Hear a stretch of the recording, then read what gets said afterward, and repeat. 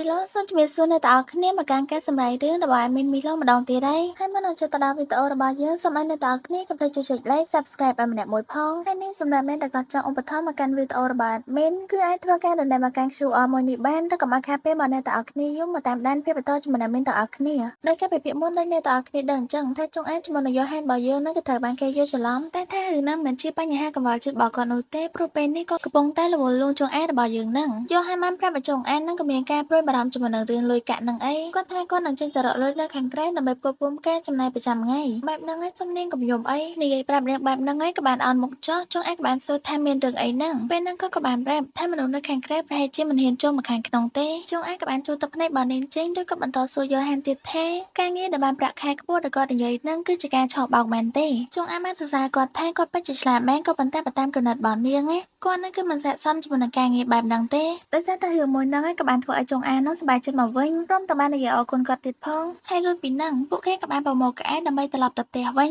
យ៉ូហានបានប្រាប់ឲ្យចុងអានហ្នឹងទុករបស់ដូចជាកៅអៅហ្នឹងឲ្យស្រួលបួលព្រោះថាពួកគេហ្នឹងត្រូវជិះចុះពីលើភ្នំមែនតែឃើញទេសភាពទីក្រុងដែលធ្វើឲ្យចិត្តហ្នឹងគឺអាចសប្បាយមកវិញបានហើយ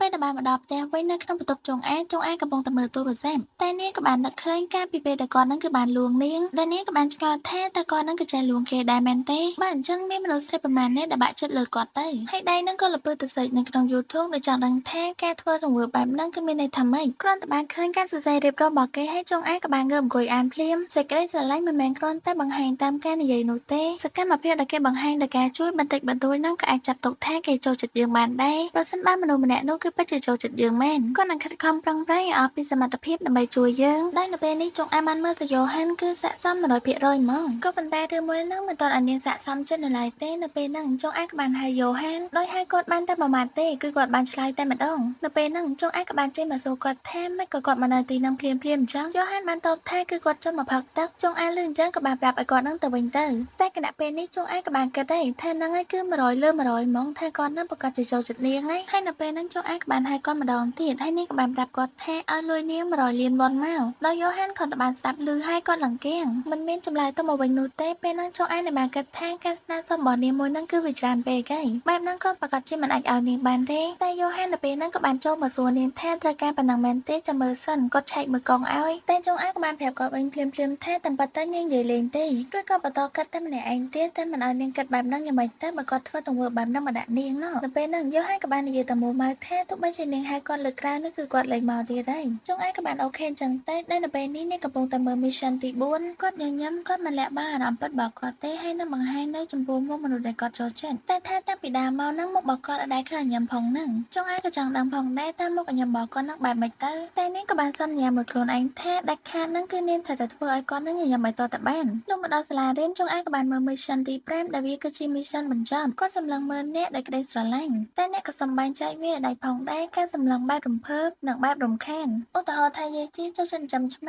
ាតែដោយសារតែនាងពាក់បន្តែក៏មិនអាចមើលឃើញទឹកមុខរបស់នាងបែបហ្នឹងតែការស្រឡាញ់គឺចេញពីចិត្តរបស់នាងពោរពេញដោយសុភមង្គលតែបើសម្រាប់យ៉ូហានវិញទឹកមុខរបស់គាត់គឺស្មើបែបហ្នឹងហើយគឺនាងមិនអាចបែងចែកដាច់បានទេតែចុងអានបានគិតថាប្រហែលជាគាត់នឹងលេអារម្មណ៍របស់គាត់នៅសាលារៀនដោយតែនាងបានដឹងមកហើយគឺយ៉ូហានក៏ប្រកាសសម្ដែងបើតាមនាងគិតមក mission ទាំងអស់ហ្នឹងគឺមានតែ mission ទី5ហ្នឹងទេដែលវាសំខាន់ជាងគេហើយយ៉ូហានក៏ដូចជាមានរឿងមួយចង់និយាយជាមួយនឹងចុងអាដូចគ្នាក៏ប៉ុន្តែមិនទាន់ហ៊ានហៅនាងបើចុងអាននៅកន្លែងតែនិយាយម្នាក់ឯងគិតម្នាក់ឯងនៅហ្នឹងបែបហ្នឹងហើយគាត់ក៏បានគិតថាចាំទៅដល់ផ្ទះចាំប្រាប់នាងក៏បានដែរតែនៅពេលហ្នឹងក៏បានលើសំឡេងមនុស្សម្នាក់មកនិយាយជាមួយនឹងសិស្សដែលនៅក្នុងថ្នាក់ហ្នឹងមួយហ្នឹងក៏បានសួរថាមានរឿងអីបានជាមកថ្នាក់គេបែបហ្នឹងសំឡេងមួយហ្នឹងក៏បានតបទៅវិញថាអូខេហ្នឹងសូមខ្ចីឯកសណ្ឋានកីឡាមួយថ្ងៃសិនមកពួកគេក៏បន្តនិយាយគ្នាមួយសន្ទុះរួចចុងអាក៏បានក្លែកមើលតែនៅពេលហ្នឹងទឹកមុខរបស់នាងហ្នឹងគឺដូចជាល្មិចទេបន្ទាប់មកសំឡេងមួយនោះក៏បានសួរថាតើជាចុងអាមែនទេដែលមានការចង់ដឹងចង់ឮបែបហ្នឹងហើយយ៉ូហានក៏បានងាកទៅមើលដែរសិតតែបានឃើញគាត់និយាយថាដូច្នេះនៅទីហ្នឹងទេដោយប្រតិកម្មរបស់ចុងអាននៅពេលហ្នឹងហាក់ដូចជាคล้ายគាត់មិនទេតែនៅពេលហ្នឹងដែរបរិមម្នាក់ហ្នឹងក៏បានមកទាញអារបស់ចុងអានរួចក៏បានសួរនាងថាមិនក៏មិននិយាយជាមួយនឹងគាត់អីមួយម៉ាត់អញ្ចឹងមកទៅពួកគេហ្នឹងហាក់ដូចជាស្គាល់គ្នាទៀតផងក៏ប៉ុន្តែពេលហ្នឹងចុងអាននេះមិនចង់និយាយជាមួយនឹងគាត់នោះទេ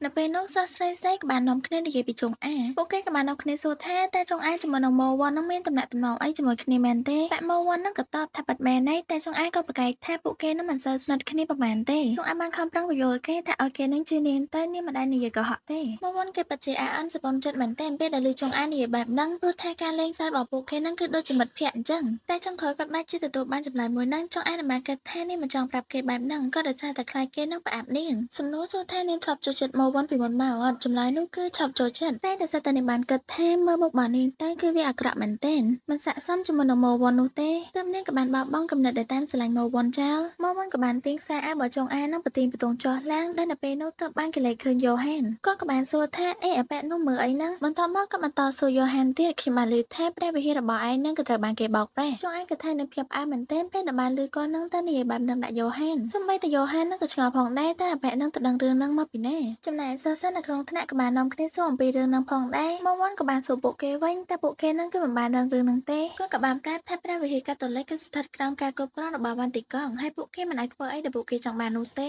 មកវ៉ាន់ក៏បានសួរយ៉ូហានថាតើវាមិនសំខាន់សម្រាប់គាត់ទេឬដែលនៅពេលហ្នឹងយ៉ូហានបានត្រឹមតែនៅស្ងៀមមិនតបជាមួយនឹងគាត់នោះទេសិស្សទាំងអស់បាននាំគ្នានិយាយថាតើនោះឬជាមូលហេតុដែលគាត់នឹងរត់ចេញពីផ្ទះពេលนั้นចុងអានបានគិតថានេះជាឱកាសរបស់គាត់ហើយគាត់គួរតែប្រាប់ពួកគេនឹងតាមត្រង់បែបហ្នឹងពួកគេនឹងសប្បាយចិត្តជាមួយនឹងគាត់វិញប៉ុន្តែថាកំណត់មួយហ្នឹងដូចជាតែមិនរួចនោះទេព្រោះថាយ៉ូហានមិនដែលខ្វល់ជាមួយនឹងអ្នកដទៃហើយក៏មិនចង់ឲ្យគេនឹងមកដឹងរឿងផ្ទាល់ខ្លួនរបស់គាត់ដែរចុងអាននៅពេលហ្នឹងនាងមានអារម្មណ៍ថានាងនឹងដូចជាមានកំហុសដែលបង្ខំឲ្យយ៉ូហាននឹងទៅនិយាយរឿងផ្ទាល់ខ្លួនរបស់គាត់ចុងអាននៅពេលនេះនាងពិតជាកញ្ញាញ់ខួរខ្លាំងមែនទែននាងបានគិតថាមនុស្សដូចជាយ៉ូហាននឹងជាមនុស្សល្អតែមិនគួរណាមកជួបរឿងបែបហ្នឹងសោះហើយថែមទាំងសិស្សនៅក្នុងសាលាណាមានពីណាគេយកចិត្តទុកដាក់ជាមួយនឹងគាត់ទៀតដែលនៅពេលនេះចុងអានបានគិតថានាងគួរតែនិយាយជាមួយនឹងម៉ូវ៉ាន់គាត់បានឃើញនាងមកយើងខ្សឹបដាក់គាត់បែបហ្នឹងគឺគាត់បានដឹងហើយថាគ្មានរឿងអីក្រៅពីបង្គាត់ទេចុងអានបានខ្សឹបប្រាប់ម៉ូវ៉ាន់ថាឲ្យជួយបង្ហាប់អាកំបាំងរបស់យ៉ូហាននឹងប្រាប់ពួកគេផងយ៉ូហានមិនបានជឿលើសាសនានៃព្រះវិហារ1000ឆ្នាំហ្នឹងទេម៉ូវ៉ាន់ក៏បានសួរនាងថាមិនក៏នាងគិតបែបហ្នឹងដល់ពេលហ្នឹងចុងអានក៏បានប្រាប់គាត់ថាចាំនាងបញ្យល់គាត់តាមក្រោយនាងបានបន្តនិយាយទៀតថាបើសិនបើគាត់ជួយនាងនៅពេលហ្នឹងនាងច្បាស់ជាជួយគាត់វិញនៅពេលក្រោយម៉ូវ៉ាន់ក៏បានសួរនេះគឺជាការសន្យាមែនទេ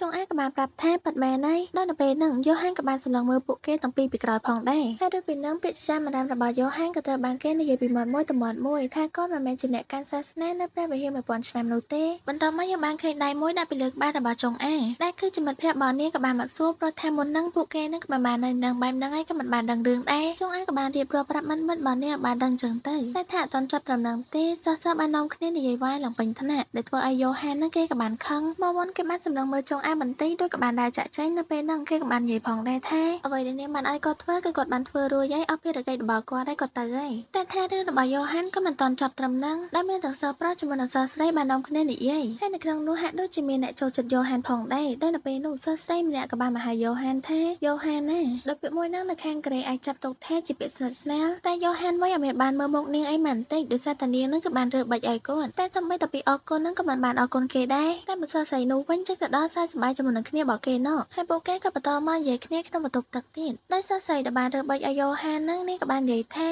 ចាប់តាំងពីនាងបានដឹងថាយ៉ូហានមិនបានចូលក្នុងព្រះវិហារ1000ឆ្នាំនោះទេនាងហាក់ដូចជាមានអារម្មណ៍ល្អជាមួយនឹងគាត់មិនទេហើយដល់ព្រាមនោះយើងក៏បានដឹងផងដែរថាចុងអាក៏មានវត្តមាននៅក្នុងបន្ទប់ទឹកនឹងដែរចុងអាថាតបានឮគេសរសើរយ៉ូហានថាសង្ហាឡើងពេញមាត់ទៀតណោះនឹងឯអ្នកទាំងអស់គ្នាសម្រាប់សាច់រឿងនៅក្នុងថ្ងៃនេះគឺមានតែប៉ុណ្្នឹងទេអរគុណសម្រាប់ការតាមដានទស្សនានិងជាចុងក្រោយមីមីឡូបាយបាយអ្នកទាំងអស់គ្នា